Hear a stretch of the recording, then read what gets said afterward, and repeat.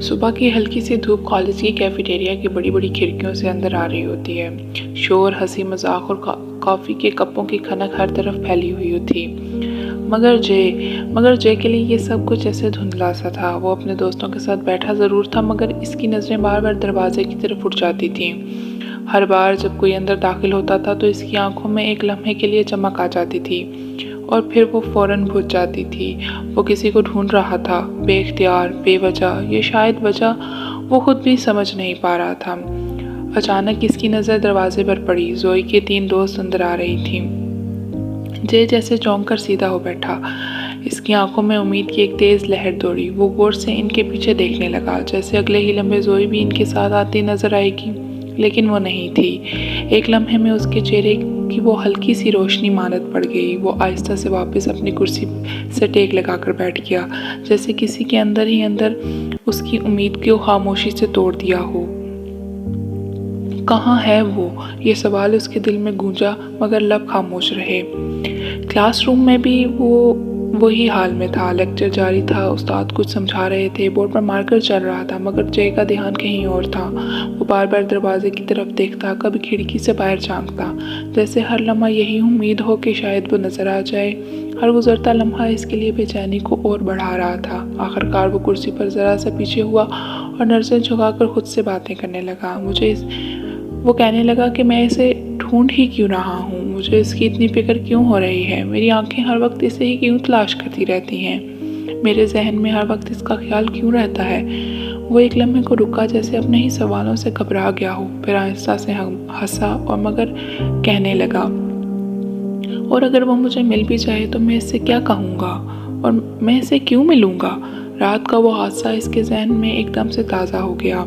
वो 2 दिन गुजर चुके थे, पूरे 2 दिन। इसने जोई को एक बार भी नहीं देखा था, ना कैफेटेरिया में, ना क्लास में, ना ग्राउंड में, कहीं भी नहीं। शायद वो कॉलेज नहीं आ रही थी, लेकिन ऐसा क्यों था? ऐसा तो कभी नहीं हुआ था। वो क्लास की ब्रिलियंट स्टूडेंट थी, उसने कभी छुट्टी नहीं की थी, इसलिए वो थोड़ा सा परेशान भी था। ऐसे ये नहीं मालूम था कि जोई अपनी माँ के साथ मसरूफ़ है। जे नहीं जानता था कि जोई की माँ बीमार है। इसे बस इतना मालूम था कि जोई गायब है और ये चीज़ उसे तंग कर रही थी। जय को अपनी ही बेचैनी समझ में नहीं आ रही थी और ऐसा पहली बार हुआ था। सुबह की हल्की सी रोशनी अभी पूरी तरह फैली भी नहीं थी कि जोई तेज़ी से रेस्टोरेंट के दरवाजे को धकेलते हुए अंदर दाखिल हुई। इसके चेहरे पर बेचैनी साफ नजर आ रही थी, सांस थोड़ी तेज़ और आंखों में एक अजीब सी घबराहट थी। अंदर मौजूद स्टाफ ने फौरन इसे पहचान लिया। जोई, तुम इतनी सुबह, सब ठीक है ना? एक वेटर ने हैरानी से पूछा। जोई के पास रुकने का वक्त नहीं था। मैनेजर कहाँ है? इसने जल्दी से पूछा, आवाज़ में बेसब्री वाज़ियत थी। स्टाफ ने एक दूसरे की तरफ देखा, फिर किसी ने इशारा किया, ऑफिस में है। जोई ने एक लम्हा भी ज़ाया न किया, सीधा मैनेजर के ऑफिस की तरफ चली गई। दरवाज़ा खटखटाने की भी फुर्सत नहीं मिली। इसने हल्के से दरवाज़ा खोला और अंदर दाखिल हो गई। मैनेजर ने जैसे ही इसे देखा, इसके चेहरे पे मुस्कुराहट आ गई। अरे जोई, आओ आओ, बैठो, कैसी हो तुम? लेकिन अगले ही लम्हे इसकी मुस्कुराहट मद्धम पड़ गई। जोई के चेहरे पर परेशानी देखकर वो संजीदा हो गया। क्या हुआ, सब ठीक है ना जोई? जोई चंद लम्हे खामोश रही, जैसे अल्फाज तलाश कर रही हो। फिर इसकी आवाज़ हल्की सी कांपी। सर, मामी, इन्हें कैंसर हो गया है। कमरे में एकदम खामोशी छा गई। मैनेजर का चेहरा संजीदा हो गया। क्या? Oh my God. जोई ने फ़ौरन अपनी फ़ाइल खोली, रिपोर्ट्स निकाल कर इनके सामने रखी। ये रिपोर्ट्स हैं और ये ट्रीटमेंट का खर्चा है। इसने कपाते हाथों से कागज़ आगे बढ़ाते हुए कहा, मैं चाहती हूँ कि इनका जल्द से जल्द इलाज शुरू हो जाए, लेकिन मेरे पास इतने पैसे नहीं हैं। इसकी आंखों में नमी झलकने लगी, मगर वो खुद को संभालने की कोशिश कर रही थी। मम्मी, आप यहाँ काम नहीं करेंगी, उनकी जगह उनकी शिफ्ट मैं क्या करूँगी? और मैं चाहती हूँ कि मैं लोन के लिए अप्लाई कर दूँ। मैनेजर ने खामोशी से रिपोर्ट्स देखी, फिर एक गहरा सांस लिया। इसके चेहरे पर हमदर्दी थी, मगर साथ ही इसने कहा, जोई, इतना बड़ा लोन हमारी कंपनी ने आज तक किसी को नहीं दिया। ये हमारी पॉलिसी में ही नहीं है, इसलिए ये मुमकिन नहीं होगा। ये अल्फाज सुनकर जोई का दिल टूट गया था। उसका दिल एक लम्हे के लिए जैसे बैठ गया हो, मगर मैनेजर ने फ़ौरन बात जारी रखी, लेकिन इसने नरम लहजे में कहा, तुम्हारी मम्मी ने यहाँ सालों काम किया है, वो हमारी सबसे लॉयल एम्प्लॉयज़ हैं और सीनियर भी। मैं तुम्हें ऐसे अकेले नहीं छोड़ूंगा। जोई ने फ़ौरन सर उठाया। इसकी आंखों में एक हल्की सी उम्मीद चमकी।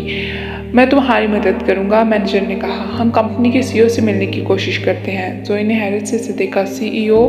हाँ, वो बोला। आसान नहीं है इनसे मिलना, लेकिन मैं तुम्हारी अपॉइंटमेंट फ़िक्स करवाने की कोशिश करूँगा। तुम खुद इनसे बात करना, शायद वो कोई रास्ता निकाल दें। चल, हमें पहले जो उम्मीद तकरीबन ख़त्म हो गई थी दोबारा से ज़िंदा हुई। और मैं भी सिफारिश करूँगा, इसने तसल्ली देते हुए कहा। जोई की आंखों में नमी के साथ एक नई हिम्मत आ गई। Thank you so much sir, इसने आहिस्ता से कहा। फिर उसने फाइलों को मजबूती से थामा और ऑफिस से बाहर निकल आई। वो सड़क पर तेज़ कदमों चल रही थी, लेकिन उसकी आंखों बिल्कुल खाली थी और उसके अंदर अजीब से ख्यालात चल रहे थे। वो फ़ौरन अपने घर पहुंची। घर पहुंचते ही उसने अपने कमरे में मौजूद कैबिनेट का लॉकर खोला। लॉकर में से उसने कुछ कैश निकाला, वो जो उसकी मम्मी और उसने पाई पाई कर जोड़ रखा था। वो कैश था तो कम, लेकिन फ़िलहाल वो अपनी मम्मी का ट्रीटमेंट स्टार्ट करवाना चाहती थी। फिर वो अपने बेड साइड पर दराज को खोलती है। उसमें से वो एक गोल्ड की चेन निकालती है। ये गोल्ड की चेन उसके बाप ने उससे उसकी बर्थडे पर दी थी। वो उसे देखकर बहुत गमगीन हुई और कहने लगी, सॉरी डैडी। फिर उसने वो चेन उठाई और कैश लिया और फ़ौरन ज्वेलर की दुकान पर पहुंच गई। वहां उसने उस गोल्ड की चेन को बेचा और पैसे लेकर सीधी हॉस्पिटल जा पहुंची। हॉस्पिटल पहुंचते ही उसने वो पैसे देकर अपनी माँ का पहला कीमोथेरेपी का सेशन स्टार्ट करवाने को कहा। फिर वो अपनी माँ के पास अंदर हॉस्पिटल के रूम में बैठ गई। वो अपनी माँ के पास बैठी थी। माँ उसकी खाली आंखें देख रही थी। दोनों एक दूसरे की तरफ नज़रें मिला रही थी। उसकी माँ ने उसको कहा कि मैं बहुत शर्मिंदा हूँ जोई, मेरी वजह से तुम पर बहुत बर्डन आ गया है। मैं ऐसा कभी नहीं जानती थी, न जाने ऐसा कब और क्यों हो गया। उसने अपनी माँ का हाथ पर हाथ रखकर उससे तसल्ली दी। उसने कहा कि मम्मी कोई बात नहीं, हम इस मुसीबत में से इकट्ठे निकलेंगे। आप मेरा साथ दें और मैं आपका साथ दूंगी।